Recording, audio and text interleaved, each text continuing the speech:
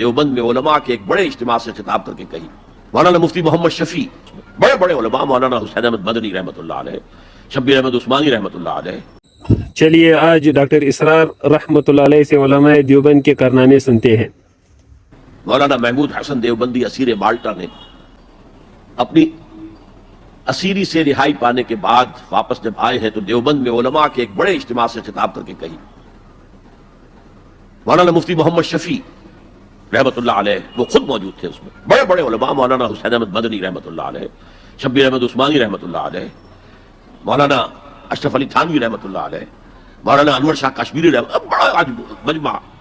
اور کہا حضرت شیخ الہند نے ہم نے تو اپنی اسیری کے 4 سالوں کے دوران جتنا غور کیا تو ہماری اس وقت کی امت کی زبوں حالی کے 2 سبب سامنے آئے. مولانا مفتی شفیع لکھتے ہیں ان کی کتاب وحدت امت کے نام سے، کہتے ہیں کہ پورا مجمع ہمہ گوش ہو گیا کہ یہ شیخ الشیوخ استاد العلماء عمر کے اس آخری درجے میں اس حد پر آ کر اب نیا سبق کون سا سیکھ کر آیا. تاکہ ہمیں تو اس کے 2 سبب معلوم ہوئے، ایک ہمارا قرآن کو ترک کر دینا، لفظ نوٹ کیے ترک کر دینا، اور دوسرا ہمارے آپس کے اختلافات.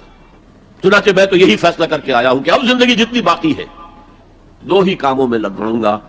ایک تو یہ کہ ناظرہ قرآن پڑھنے کے مکتب گلی گلی کھل جائیں اور عوامی درس قرآن کے ذریعے قرآن کے پیغام اور قرآن کے حکمت سے لوگوں کو روشناس کرایا جائے. عوامی درس قرآن کا لفظ استعمال کر رہا ہے شیخ الہند، جنہیں میں 14ویں صدی کا مجدد اعظم سمجھتا ہوں.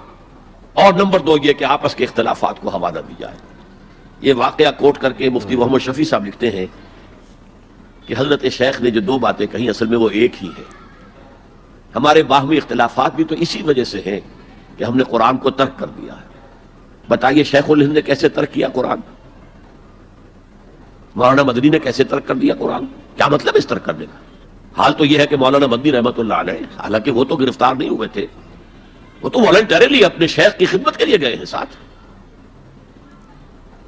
اور اس حد تک ان کی وفاداری اور ان کی خدمت گزاری کہ رمضان کا مہینہ آیا تو حضرت شیخ الہند نے حسرت کے ساتھ کہا زندگی میں یہ پہلا رمضان ہوگا کہ تراویح میں قرآن نہیں سن سکیں گے. اس لیے کہ نہ شیخ الہند حافظ تھے، نہ مولانا مدنی حافظ تھے، اور تیسرے ان کے ساتھ ایک اور تھے، ان کا میں نام بھول رہا ہوں، وہ سرحد کے پٹھانوں میں سے تھے، کوئی حافظ نہیں تھا. اب آپ غور کیجئے، استاد اور اپنے شیخ کی اس حسرت کو دور کرنے کے لیے مولانا مدنی روزانہ 1 پارہ حفظ کرتے تھے اور رات کو تراویح میں سناتے تھے، روزانہ 1 پارہ. اور یہ انہونی بات نہیں ہے، جب ساری زندگی قرآن ہی سے شغف رہا ہے تو وہ ہے تو صحیح ذہن میں، اب صرف ان کے لنکس ملانے ہیں آپس میں، اور کیا ہے.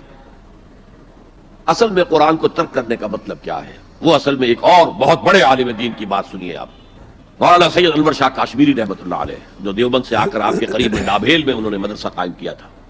وہ ایک مرتبہ قادیان میں ایک جلسہ علماء کیا کرتے تھے ہر سال رد قادیانیت کے لیے. تو ایک سال اسی طرح وہاں علماء جمع تھے. اب جس نے یہ واقعہ بیان کیا ہے اس کا نام میرے ذہن میں اس وقت نہیں ہے. کہ میں صبح مولانا انور شاہ کشمیری رحمۃ اللہ علیہ کی خدمت میں حاضر ہوا تو دیکھا کہ غم کی تصویر بنے بیٹھے ہیں، بہت اداس، غمگین. میں نے پوچھا حضرت کیا معاملہ ہے، کوئی خاص سبب ہے؟ فرمایا بھائی کیا سبب ہے، یہ سوچ رہا ہوں کہ اپنی زندگی عمر ضائع کر دی. میں نے کہا حضرت آپ نے زندگی ضائع کر دی، عمر ضائع کر دی؟ آپ نے علم، بیہقی وقت کہلاتے ہیں انور شاہ کشمیری، جیسے امام بیہقی تھے، محدث اور فقیہ دونوں اعتبارات سے بنے.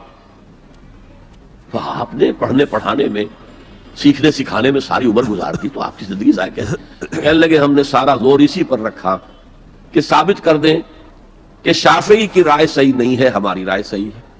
اسی کے لیے دلائل، اسی کے لیے بحثیں، اسی کے لیے لمبی چوڑی جو ہے ہمارے ہاں نشستیں منعقد ہوئی مدارس کے اندر. حالانکہ اللہ کے ہاں یہ ہم سے سوال نہیں ہوگا. گمراہیاں طرح طرح کی پھیل رہی ہیں اور ہم ان بحثوں میں لگے ہوئے. حالانکہ زیادہ سے زیادہ یہ کہا جا سکتا ہے کہ قول اصحابنا ثواب محتمل الخطا، اور جو قول دوسروں کا ہے وہ خطا ہے محتمل الثواب. زیادہ سے زیادہ یہ کہہ سکتے ہیں ہم کہ ہمارے جو اسلاف ہیں، ہمارے جو اساتذہ ہیں، ان کا قول صحیح ہے، اگرچہ اس کے خطا ہونے کا بھی امکان ہے. ہم یہ نہیں کہہ سکتے کہ اس کے غلط ہونے کا کوئی امکان ہی نہیں، معصوم تو وہ نہیں تھے. اور قولہم ان کا جو ہمارے سامنے ہے مد مقابل ہے، اور وہ شافعی ہے. اصل تو جو ٹکراؤ تھا وہ فقہ حنفی اور فقہ شافعی کے مابین تھا. ہم صرف یہ کہہ سکتے ہیں کہ ان کا یہ قول خطا ہے، غلطی ہے، اگرچہ احتمال موجود ہے کہ وہی صحیح ہو، اس کے سوا تو ہم کچھ نہیں کہہ سکتے، اور ہم نے اپنی ساری زندگی اس کام میں لگا دی۔ لیکن میں کہہ نہیں سکتا اس پر کتنے رنج اور صدمے کا اظہار کروں کہ مجدد وقت شیخ الہند رحمۃ اللہ علیہ اور بحقی وقت مولانا انور شاہ کاشمیری رحمۃ اللہ علیہ، ان کی ان باتوں کا کوئی اثر ان کے شاگردوں نے قبول نہیں کیا۔ وہی روش ہے، وہی فقہی بحثیں ہیں۔